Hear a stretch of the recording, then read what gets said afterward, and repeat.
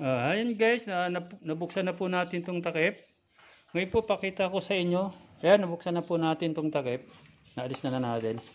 Ngayon po papakita ko po sa inyo kung alin po dito yung power cord. Yung kanya pong common ng ating pong motor. Ang common po ng ating motor ay naka-connect po yan sa ating line 2 ng ating power cords. Ayan. Kasi po yung line 1 naman po ng ating power cord, nako-connect po yan dito sa ating switch. Ayan po. Ito po yung ating switch, ito po yung ating line 1. At ito naman po yung kanyang mga speed. Speed 3, speed 2, saka speed 1. Ayan. Ngayon, ito po yung ating common. Nakakabit po yan sa ating line 2 ng ating power supply. Ayan. Ang gagawin po natin dito, puputulin po natin yung linya nito dito, malapit sa ating motor. Hanapin natin.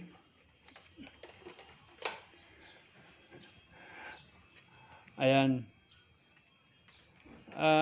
Actually guys, naputol ko na ito kasi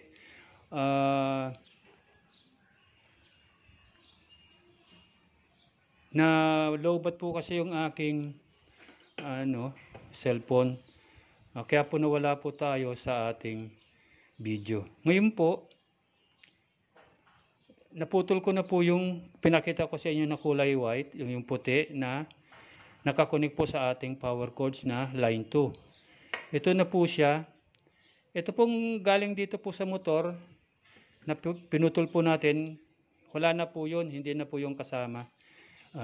Dead na po yun. Ito na po yung ating magiging linya papunta po dito sa ating capacitor.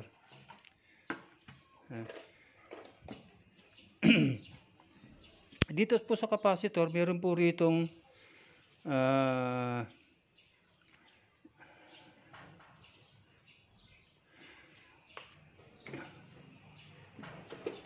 tinatawag natin na counterclockwise saka clockwise.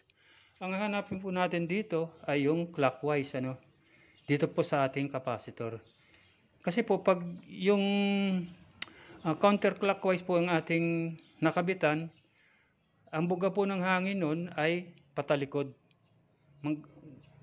Patalikod po, galing po sa harap yung hangin, patalikod po.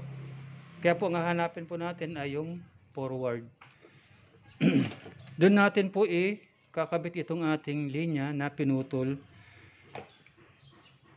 sa forward. Pero hanapin po muna natin dito kung alin po rito yung forward. Test po natin siya dito sa kulay pula. Ito po yung linya ng isang ayan, kita niyo po ba? Pasensya na kayo guys, wala tayong tagahawak ng camera, kaya minsan nawawala tayo sa video. O yung ating pinapaliwanag o yung ating ginagawa ay nawawala po. Hindi po nakikita. Ngayon po, ito na po yung ating linya ng ating capacitor. Ang gagawin po natin dito ay ilalagay po natin tong ating wire na galing po dun sa pinutol natin na common.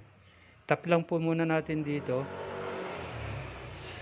sa isang linya ng ating capacitor.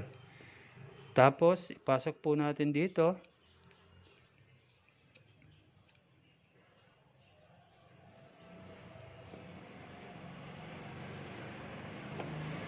Ayan. Ayan guys, nakakabit na siya, Ngayon, tetesting natin kung ito na yung ating hinahanap.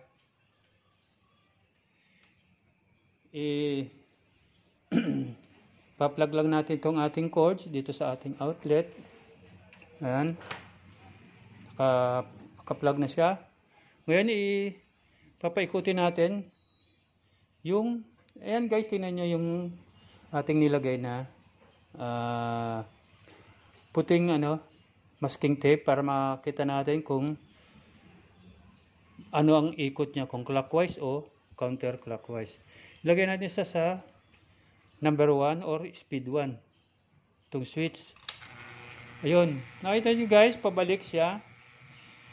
Kaya kung meron siyang LC guys, yung hangin niya papunta rito sa likod, hindi pa punta sa harap.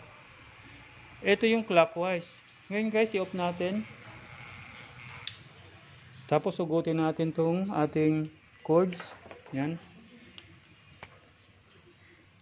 Then, tanggalin natin to. Itong ating kinabit dito. Balik natin tong linya ng capacitor.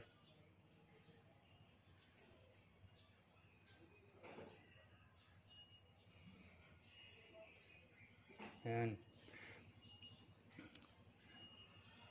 Ngayon guys, itong isang linya dito sa kulay black na 10A lalagay.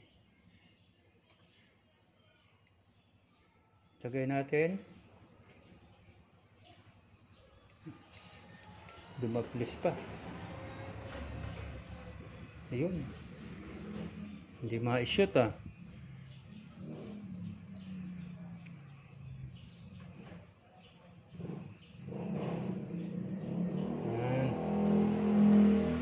I-shoot ko na.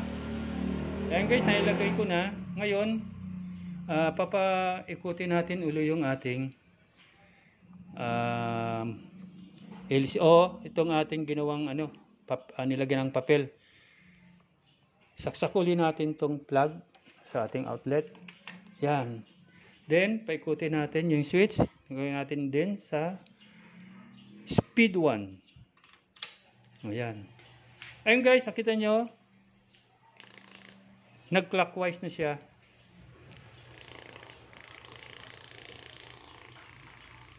Yan. Clockwise na siya guys. Ito na guys yung tamang linya na ating ikinabit. Dahil clockwise na yung kanyang ikot, kaya ipipix na natin siya rito. I-off lang natin.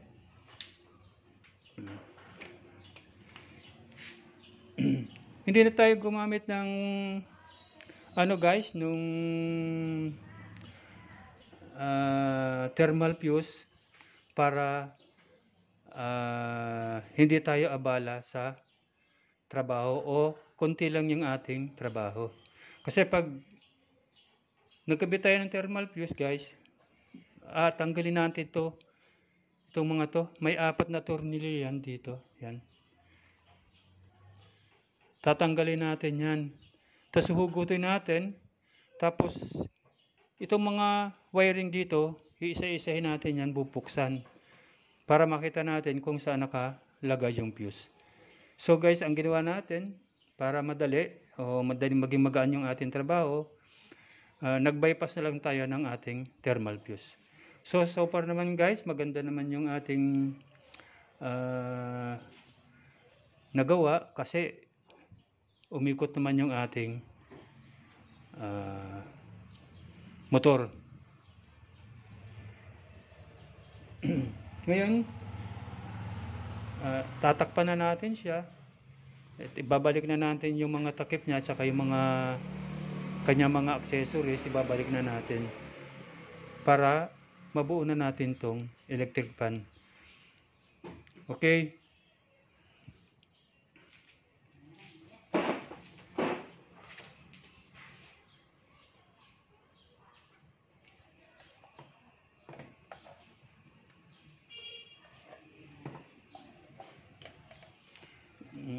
Unahin natin to guys, takip ng ating electric fan.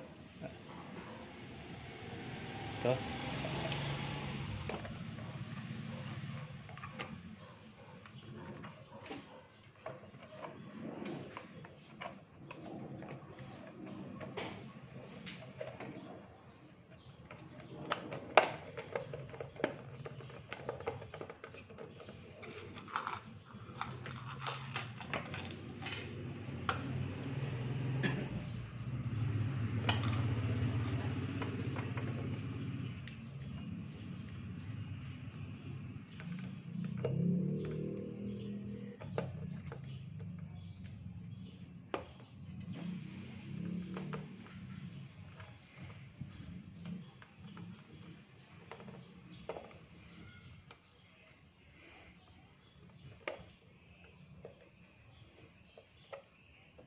Itong electric fan na to guys, hindi maganda yung kanyang takip kasi plastic lang.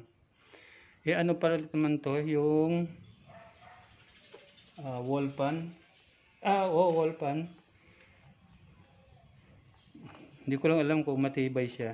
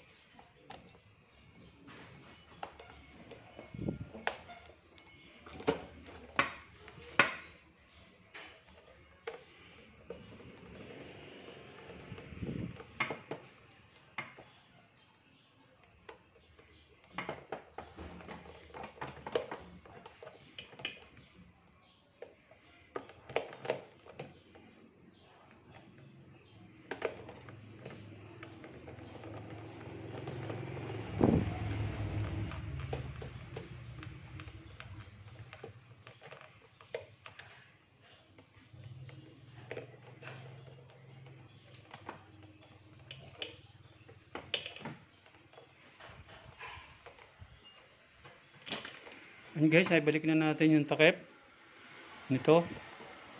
Sunod naman natin itong ating takip dito sa motor.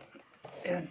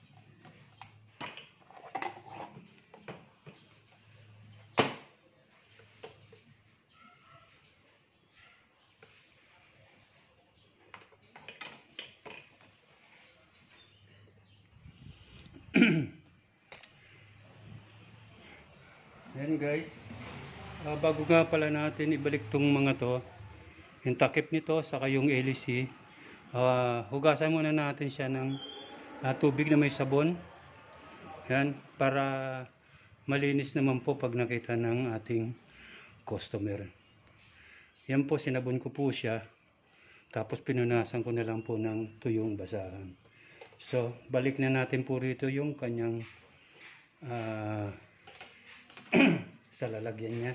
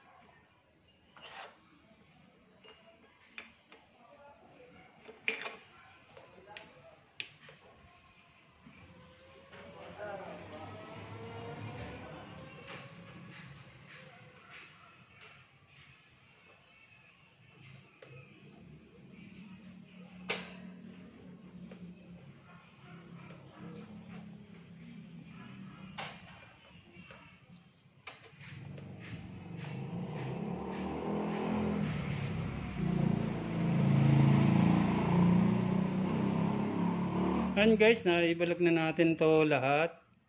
Pati itong takip niya rito, dito. Ngayon gagawin po natin, i-final test po natin siya. Dali lang guys, ayusin ko lang yung camera. Yan guys, okay na. Ang gagawin natin, final test.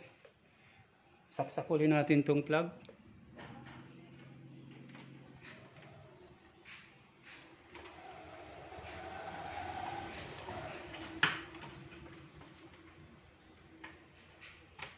Ayan.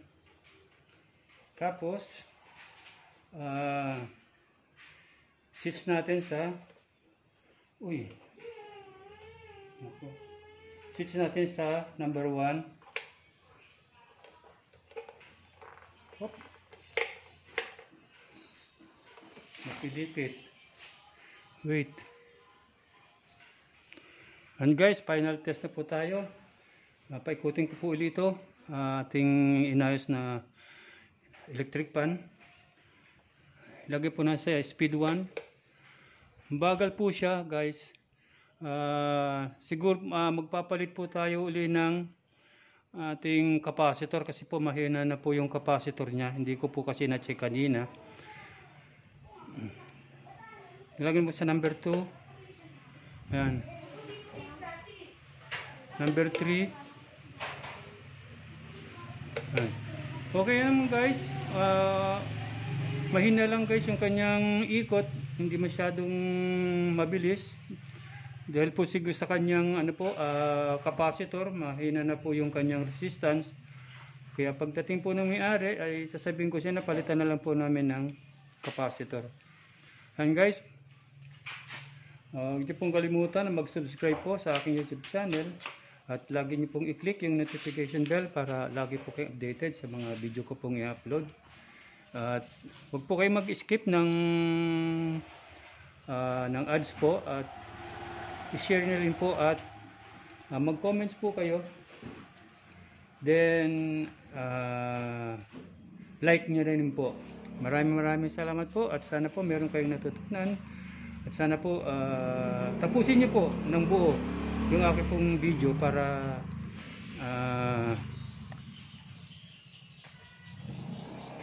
makuha nyo po ang buong detalye ng aking tutorial. Maraming salamat po. Hanggang sa muli po. Paalam na muna. Bye bye.